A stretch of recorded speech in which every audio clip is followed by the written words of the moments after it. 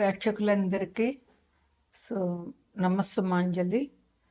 శుక్లాంబరధరం విష్ణుం శశివర్ణం చతుర్భుజం ప్రసన్నవదనం ధ్యాయేత్ సర్వవిఘ్నోపశాంతయే.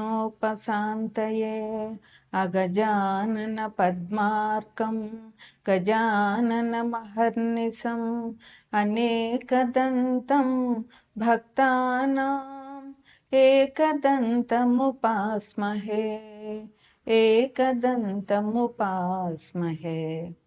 మనం ఇప్పుడు ఏప్రిల్ నెలలో మాస ఫలితాలు చెప్పుకుంటున్నాము. ఏప్రిల్ నెలలో మనకి ముఖ్యంగా వచ్చేటటువంటి పండుగ ఏంటంటే ఏప్రిల్ 17 తర్వాత 17 అమావాస్య అంది. 18వ తారీఖు నుంచి వైశాఖ మాసం మొదలవుతుంది. అందువల్ల వైశాఖ మాసంలో వచ్చేది అక్షయ తృతీయ. అది ఆ పండగ. ఆ రోజు లక్ష్మీదేవిని పూజించాలి. ఇంతకు మించి ఏప్రిల్లో మనకి ఇంకా పండుగలు ఏమీ లేవు. ఇక రాశి ఫలితాలు చెప్పుకోవాలంటే తదుపరి రాశి కుంభరాశి. కుంభరాశిని లగ్నంగా చేసుకున్నట్లయితే కనుక లగ్నంలోనే ఎవరున్నారు? రాహు ఉన్నాడు, బుధుడు ఉన్నాడు, కుజుడు ఉన్నాడు. రెండో ఇంట్లో శని రవి ఉన్నారు. మూడో ఇంట్లో శుక్రుడు ఉన్నాడు. ఐదో ఇంట్లో గురువు ఉన్నారు. సింహంలో కేతు ఉన్నారు.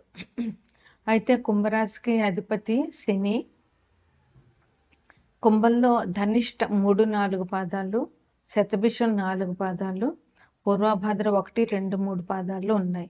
ఈ రాశి వారికి కూడా అంతా అనుకూలంగా ఉంది, ఎటువంటి ఇబ్బందులు లేవు. అయితే ఈ రాశి మధ్యలోనూ గ్రహాలు మారే అవకాశం ఉంది. అదేంటంటే 15వ తారీఖున రవి మీనంలోంచి మేషంలోనికి వెళ్తారు. బుధుడు 11వ తారీఖున కుంభంలో ఉన్నటువంటి బుధుడు మీనంలోనికి వెళ్తారు. అలాగే 3వ తారీఖున కుంభంలో ఉన్నటువంటి కుజుడు మీనంలోనికి వెళ్తారు. మేషంలో ఉన్నటువంటి శుక్రుడు 20వ తారీఖున వృషభంలోనికి వెళ్తారు. ఇది ఈ గ్రహాల మార్పు ఈ మాసము. ఈ గ్రహాల మార్పు వల్ల కూడా మీకు ఎటువంటి ఇబ్బందులు ఉండవు. చాలా చాలా అనుకూలమైన మాసం అని చెప్పవచ్చు. ఇంకా మీకు రవి బుధ శుక్రుల గ్రహాల వల్ల మీకు మంచి ప్రయోజనం చేకూరుతుంది. ఈ గ్రహాలు మీకు అనుకూలంగా ఉండడం వల్ల వీళ్ళ ఈ గ్రహాల వల్ల వచ్చేటటువంటి ఫలితాలన్నీ కూడా, కారకత్వాలన్నీ కూడా మీకు బాగా పనిచేస్తాయి. మీకు చాలా బాగుంటుంది.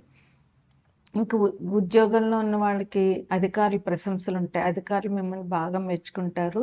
మీరు చేసే పని మీద మీకు ఏకాగ్రత ఉండడం మూలంగా మీరు చక్కటి అభివృద్ధిని చూపిస్తారు మీ వర్క్లోను. దానికి వల్ల మీరు అధికారులంతా కూడా మిమ్మల్ని చాలా మెచ్చుకుంటారనమాట. ఇంకా ఎవరితోటి గొడవలకి పడొద్దు, ఎవరితోటి వాగ్వివాదాలు చేయొద్దు, ఎవరితోటి గొడవలు పెంచుకోకుండా అక్కడికక్కడ కట్ చేయడం మంచిది.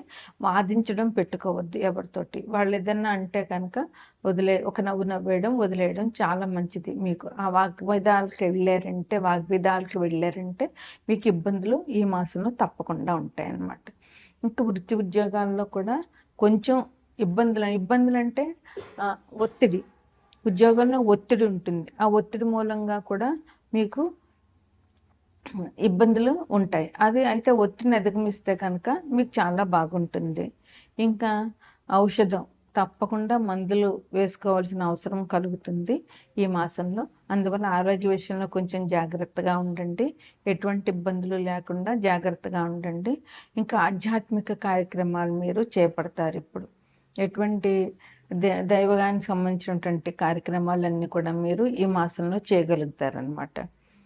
గతంలో ఎప్పుడో పెట్టిన పెట్టుబడులు మీరు మర్చిపోయి ఉండొచ్చు. వాటికి ఇప్పుడు లాభాలు వస్తాయన్నమాట. ఆ పెట్టుబడుల మీద మీకు రిటర్న్స్ రావడం అన్నటువంటిది ఇప్పుడు మొదలు పెడుతుంది. ఏ సమస్య అయినా సరే మీరు తెలివితేటలుగా పరిష్కరించుకుంటారు. ఆ సమస్యల్ని ఈజీగా నేను చేయగలను అనే ధైర్యంతో మీరు పరిష్కరించుకుంటారు. ఇంట్లో గృహ సౌఖ్యం ఉంది. ఇంట్లో అందరూ కూడా సుఖంగా సంతోషంగా ఉంటారు. అందువల్ల ఎటువంటి ఇబ్బందులు లేకుండా చాలా సౌఖ్యంగా ఇంట్లో వాళ్ళతో గొడవలు లేకుండా ఆనందంగా ఉంటారనమాట. ఇంకా దైవ బలం చాలా బాగుంటుంది మీకు. మీరు ఈ మాసంలో దైవాన్ని నమ్మడం, ఈ నిరంతరం దైవ నామం జపించడం, దైవాన్ని పూజించడం వల్ల మీకు చాలా మంచి జరుగుతుంది ఈ మాసంలోని. అలాగే స్పెక్యులేషన్ వ్యాపారం చేసే వాళ్ళకి కూడా చాలా బాగుంటుంది ఈ మాసంలోను. ఇంకా వాహనాలు అంటే ఒక పాత వెహికల్ ఉంటే దాన్ని అమ్మేసి కొత్తది కొనాలి అనుకుంటున్న వాళ్ళకి కూడా ఈ మాసం మంచిగా ఉంది. అందువల్ల మీరు ఏదైనా కొత్త వెహికల్ కొనాలి, పాతది అమ్మేసి అని అనుకుంటే కనుక ఈ మాసం మీకు అనుకూలంగా ఉన్నదనమాట.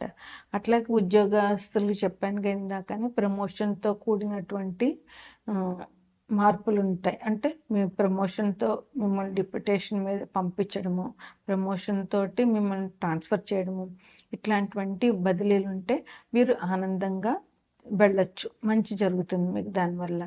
ఇంకా బంధుమిత్రులను కలవడము, వాళ్ళతో చాలా ఆనందంగా ఆరోగ్యంగా గడపడము, వాళ్ళతో సుఖ సంతోషాలతో ఉండడం వల్ల కుటుంబ సభ్యులందరూ కూడా హ్యాపీగా ఉంటారనమాట.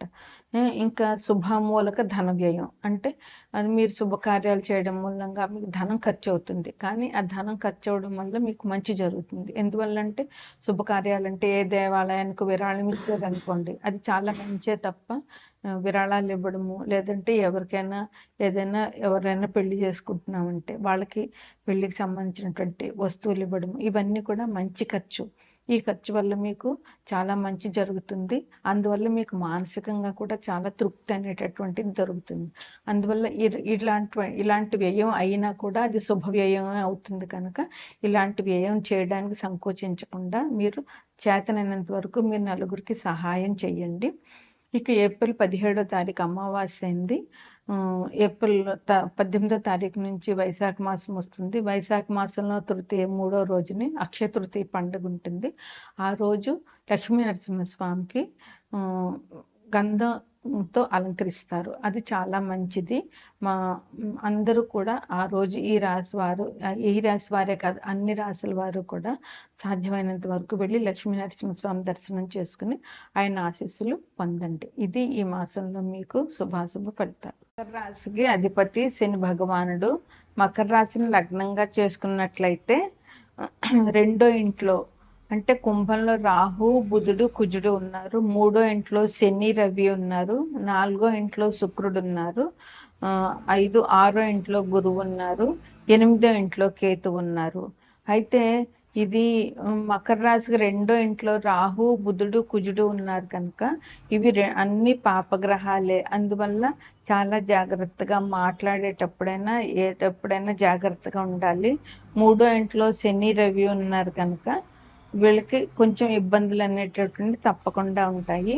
అయితే గ్రహాల సంచారం కూడా మీకు ఎట్లా ఉంటుందంటే, ఇది ప్రస్తుతం ఏప్రిల్ 1వ తారీఖున గ్రహ సంచారం. అదే ఏప్రిల్ మధ్యలో మారుతుంది. 15వ తారీఖున రవి ఏమో మీనరాశి నుంచి మేషరాశికి వస్తారు. అట్లాగే రెండో ఇంట్లో అంటే కుంభంలో ఉన్నటువంటి బుధుడు ఏప్రిల్ 11న మీన రాశిలోనికి వస్తారు. మూడో ఇంట్లో ఉన్నటువంటి కుజుడు కుంభం నుండి మీనంలోనికి వస్తారు. అలాగే మేషరాశిలో ఉన్నటువంటి శుక్రుడు మేషరాశి నుంచి వృషభానికి వస్తారు. ఇది గ్రహాల ఏప్రిల్ నెలలో గ్రహాల సంచారం.